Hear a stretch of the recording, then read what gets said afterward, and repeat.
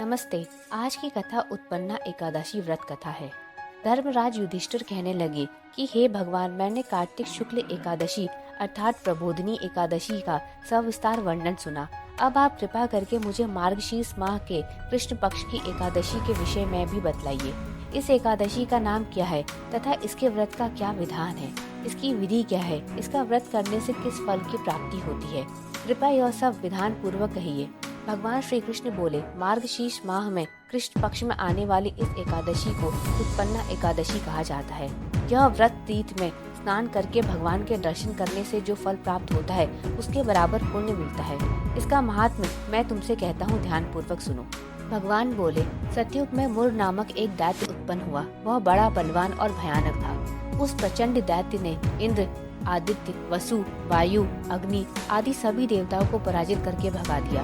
तब इंद्र सहित सभी देवताओं ने भयभीत होकर भगवान शिव से सारा वृतांत कहा और बोले, हे कैलाशपति, मुर दैत्य से भयभीत होकर सब देवता मृत्यु लोक में फिर रहे हैं। तब भगवान शिव ने कहा, हे देवताओं, तीनों लोकों के स्वामी, भक्तों के दुखों का नाश करने वाले भगवान विष्णु की शरण में जाओ। वे ही तुम्हारे दुखों को दूर कर सकते हैं। शिव जी के ऐसे वचन सुनकर सभी देवता क्षीर सागर में पहुँचे। वहाँ भगवान को शयन करते देख हाथ जोड़कर उनकी स्तुति करने लगे। हे देवताओं द्वारा स्तुति करने योग्य प्रभु, आपको बारंबार नमस्कार है। देवताओं की रक्षा करने वाले मधुसूदन, आपको नमस्कार है। आप हमारी रक्षा करें।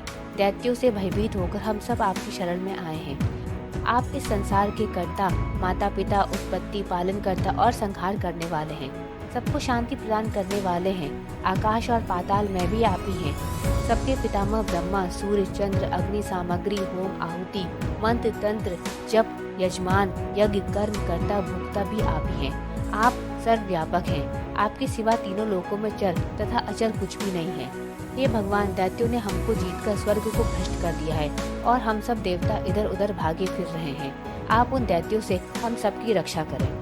इंद्र के ऐसे वचन सुनकर भगवान विष्णु कहने लगे, ऐसा मायावी दैत्य कौन है जिसने सब देवताओं को जीत लिया है? उसका नाम क्या है? उसमें कितना बल है और किसके आश्रय में है तथा उसका स्थान कहाँ है? यह सब मुझसे कहो। भगवान के ऐसे वचन सुनकर इंद्र बोले, भगवान, प्राचीन समय में एक नारीजंग नामक राक्षस था।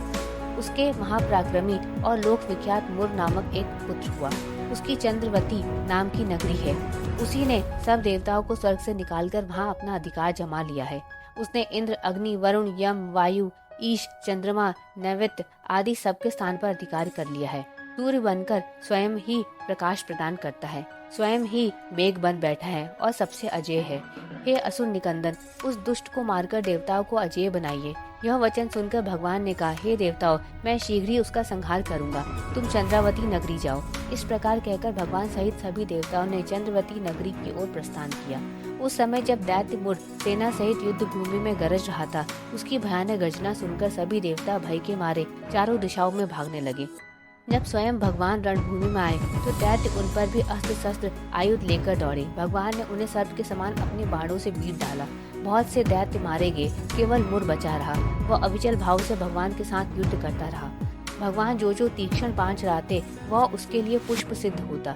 उसका शरीर छिन्न भिन्न हो गया, किंतु वह लगातार युद्ध करता रहा। दोनों के बीच मल्ल युद्ध भी हुआ। 10,000 वर्ष तक उनका युद्ध चलता रहा, किंतु मुर मरा नहीं। थककर भगवान बद्रिकाश्रम चले गए। वहाँ हेमवती नामक सुंदर गुफा थी, जिसमें विश्राम करने के लिए भगवान उसके अंदर प्रवेश कर गए। यह गुफा 12 योजन लंबी थी और उसका एक ही द्वार था। विष्णु भगवान वहाँ योग निद्रा की गोद में सो गए। मुर भी पीछे पीछे आ गया और भगवान को सोया देखकर मारने को उद्यत हुआ। तभी भगवान के शरीर से उज्जवल कांतिमय रूप वाली देवी प्रकट हुई। देवी ने राक्षस मुर को ललकारा, युद्ध किया और उसे तत्काल मौत के घाट उतार दिया। श्री हरि जब योग निद्रा की गोद से उठे तो सब बातों को जानकर उस देवी से कहा कि आपका जन्म एकादशी के दिन हुआ है, अतः आप उत्पन्ना एकादशी के नाम से पूजित होंगी। आपके भक्त वही होंगे जो मेरे भक्त हैं। मान्यता है कि इस घटना के बाद से भगवान विष्णु ने एकादशी को अपने भक्तों का कल्याण करने वाला व्रत घोषित किया। जो व्यक्ति उत्पन्ना एकादशी का व्रत रखता है उसे वैकुंठ लोक की प्राप्ति होती है। और व्रत कथाओं के लिए सब्सक्राइब करें। धन्यवाद।